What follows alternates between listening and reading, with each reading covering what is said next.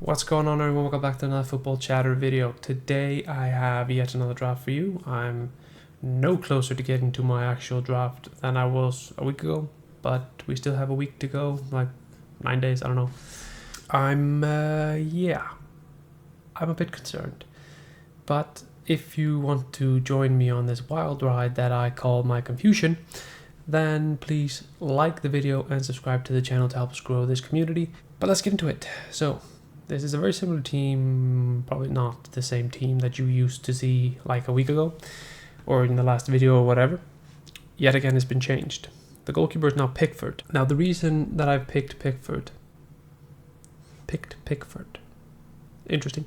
Anyway, they have very decent fixtures. They have Brighton at home, then Spurs away, then Bournemouth at home, Aston Villa away, Leicester away. I'm only looking at the next 5 fixtures because there's no reason to look any further. We can roll up to 5 transfers, or I might want to roll all 5 transfers and then completely change the team, or I might want a wild card and then completely change the team. I mean, no need to look any further.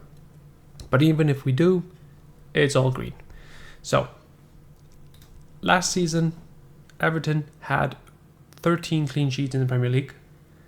Pickford was second. I think he won like the Silver Glove or whatever you want to call it, because David Raya won the Golden Glove. And I tried having David Raya in the draft, and I just changed it like right before recording the video, mainly because I didn't like Raya's fixtures. I like Jordan Pickford's fixtures, and he's a really good player who gets good save points.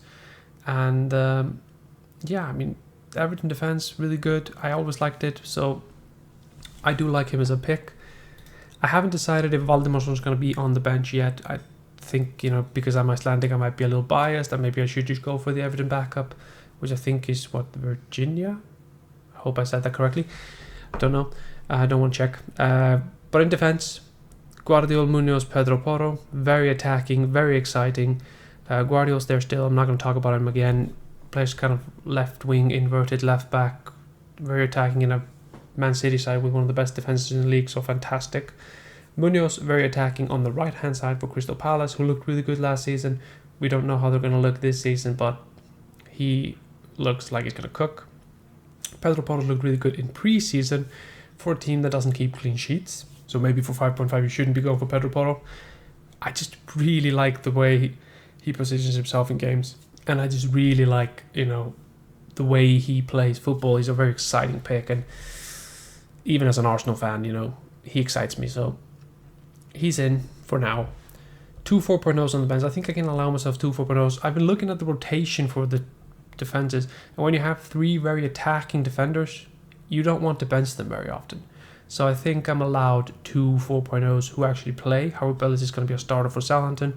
Barco is going to start the season, well, it looks like it, for Brighton. So all in all, those 2 players I'm allowed to have on the bench because I'm not going to require them to start every single week. If you require them to start every single week, maybe just have 1. Into midfield, very underwhelming, you might think. Eze, he's still there. Might go even further down with him and go Daishi Kamara if I think I can use the funds better. Diogo Jota's there to cover for Mo Salah. If Jota is nailed as that number 9, then he's playing out of position. And if he can stay fit, Slot has been talking he's been praising him a lot in preseason. He's looked really good. Slot looks like he's going to play with like a natural number 9 type of thing. And Diogo Jota feels like that sort of player who might do very well on the slot. Maybe I'm wrong. Maybe he'll leave the draft. Maybe I'm going to be a coward and a chicken and just all those scared things and just run away, go back to Salah. But for now, he's in. Gordon's still in. Absolutely like Gordon. Good pick, I feel. Ødegaard's in, mainly because I want to raise the roof in this midfield, which feels kind of underwhelming. I don't have a premium. Ødegaard gives me like a semi-premium and gives me closer to actually getting like a Saka, a Palmer, a Son, or whoever goes off.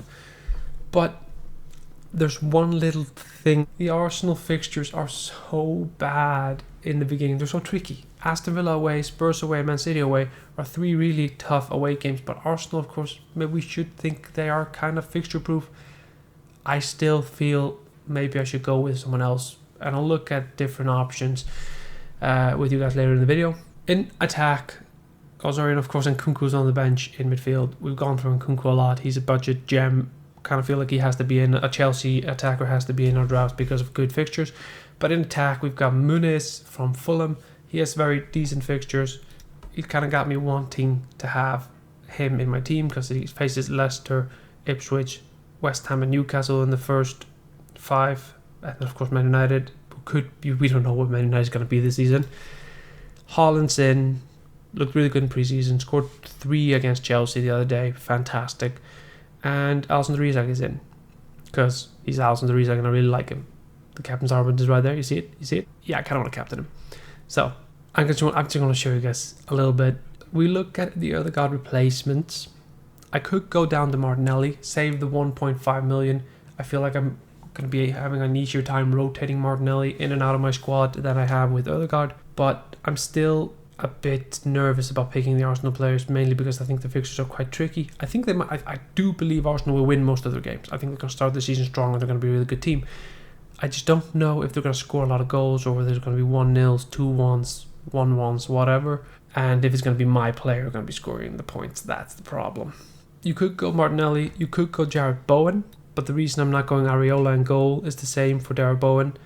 The fixtures are tricky, so I'm not keen on that player right now.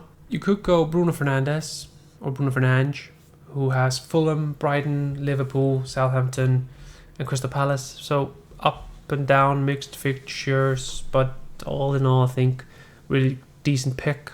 You could go for Bailey, an Aston Villa pick, very green, but then you could also just go for Ollie Watkins up front. But yeah, so there are plenty of options that you have for your team for that midfielder slot. I do like the defense right now. I think it's very exciting. Probably not the most optimal defense. I just really like it. The attack, I like it. The forwards are really decent. Muniz, Haaland and Isak look really good. The midfield is the issue. A slot that I want to fill is it's going to be very tricky. That's basically where I'm at with my draft right now. I'm really confused. If you have any suggestions or comments, please leave them down below. Like the video, subscribe to the channel, help us grow the community. I hope you enjoyed this one. I will be back one day. I've been the Football Chatter. I'll see you next time. Bye bye.